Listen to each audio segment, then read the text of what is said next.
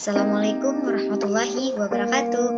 Sebelumnya, perkenalkan saya Sadila Putri Lima dengan NIM 20140101004 dari Prodi Pendidikan Agama Islam Fakultas Tarbiyah dan Keguruan Universitas Islam Negeri Imam Bonjol Padang. Nah, pada saat sekarang ini dengan mata kuliah yaitu pembelajaran Al-Quran Hadis di madrasah dan sekolah. Untuk selanjutnya kita masuk kepada mengenai dalam hal ini saya di sini akan menjelaskan mengenai materi yaitu Al-Quran dan Hadis sebagai pedoman hidupku, di mana materi ini terdapat pada pembelajaran Al-Quran Hadis kelas 7 MTS semester 1. Nah, di sini untuk teman-teman semuanya, di sini kita akan membahas yaitu yang pertama pengertian dari Al-Quran Hadis. Nah, Al-Quran itu menurut bahasa berasal dari kata qara'a yakra'u qur'ana, yang mana artinya membaca dan bacaan. Sedangkan Al-Quran itu secara garis besarnya bisa diartikan sebagai bacaan yang sempurna. Nah, di mana kesempurnaan bacaan Al-Quran ini dibandingkan dengan bacaan yang ada dibuktikan dengan yang pertama dibaca oleh ratusan juta umat manusia meskipun mereka tidak tahu artinya dan tidak dapat menulis aksaranya. Yang kedua, di mana diatur tata cara membacanya, panjang pendeknya, tebal tipis ucapannya, sampai pada etika membacanya. Yang ketiga, yaitu dipelajari susunan kata dan kosakatanya dan juga makna kandungannya. Sedangkan dalam hal ini Al-Quran itu menurut istilah wahyu yang diturunkan kepada Nabi Muhammad SAW secara berangsur-angsur melalui malaikat Jibril, dan membacanya adalah suatu ibadah.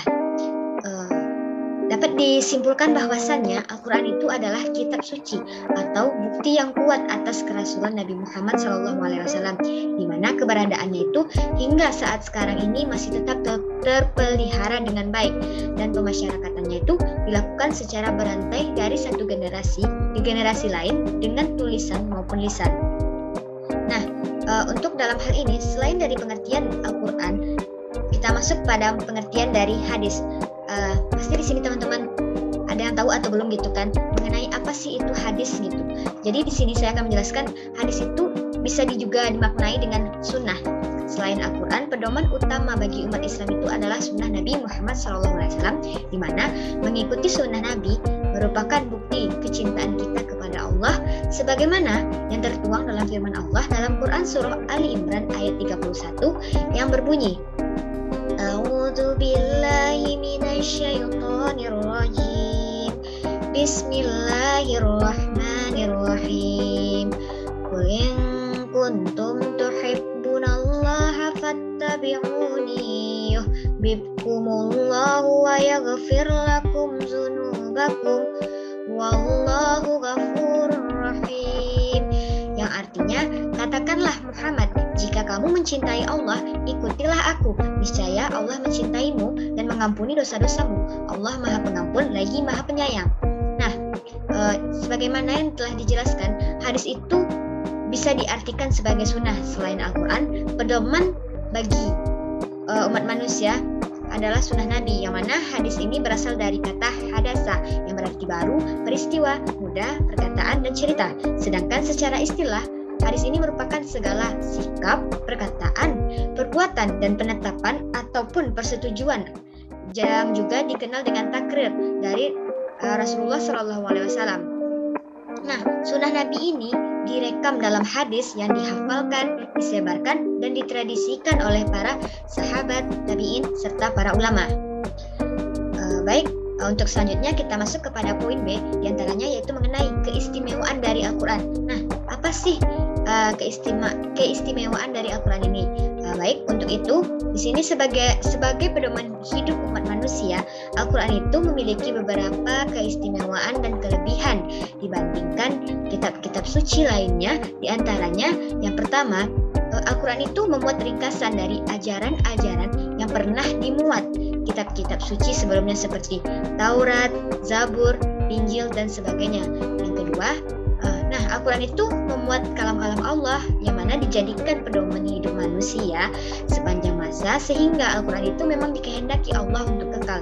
Nah, yang ketiga yaitu Al-Quran itu adalah sumber ilmu pengetahuan, sehingga seluruh fenomena yang terjadi di alam semesta yang merupakan ciptaan Allah juga tidak akan pernah kontradiktif dengan apa yang Dia ciptakan. Yang keempat yaitu Al-Quran itu diturunkan oleh Allah Subhanahu wa Ta'ala dengan suatu gaya bahasa yang istimewa, mudah, tidak sukar bagi siapapun untuk memahaminya, dan tidak sukar pula dalam mengamalkannya, asal disertai dengan keikhlasan hati dan kemauan yang kuat. Baik teman-teman, untuk pembahasan yang selanjutnya yaitu mengenai hadis warisan Rasulullah SAW, di mana hadis ini memiliki kedudukan yang sangat penting setelah Al-Quran.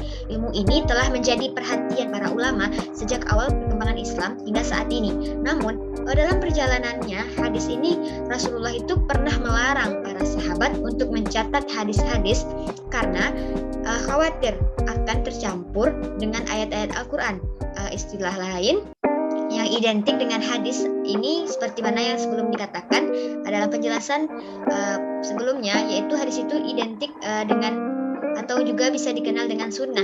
Namun beberapa ulama membedakan pengertian antara keduanya, di mana kelompok muhadisin atau ahli hadis mengemukakan pengertian as-sunnah adalah segala sesuatu yang dinukilkan dari Nabi Muhammad SAW, baik berupa perkataan, perbuatan, takrir, sifat lahiriah dan batiniah ataupun perjalanan hidup sejak atau sebelum diangkatnya menjadi rasul, seperti bertahan di Gua Hira maupun sesudah diangkatnya menjadi rasul. Nah, pengertian sunnah inilah yang identik dengan hadis, meskipun beberapa ulama itu membedakan bahwa hadis adalah segala sesuatu yang dinukilkan kepada Nabi Muhammad SAW. Adapun sunnah itu merupakan amalan-amalan atau hal yang telah dilakukan oleh Nabi Muhammad SAW dan para sahabatnya, yaitu kebiasaan yang hidup di masa Nabi Muhammad SAW. Nah, dalam hal ini hadis itu dibedakan menjadi beberapa. Yang pertama ada yang dikatakan sebagai hadis qauli, yang mana itu merupakan hadis-hadis yang diucapkan Nabi Muhammad SAW dalam berbagai bidang. Yang kedua ada yang dikatakan sebagai hadis fi'li, yaitu merupakan perbuatan Nabi Muhammad SAW yang sampai kepada kita melalui penungkilan sahabat.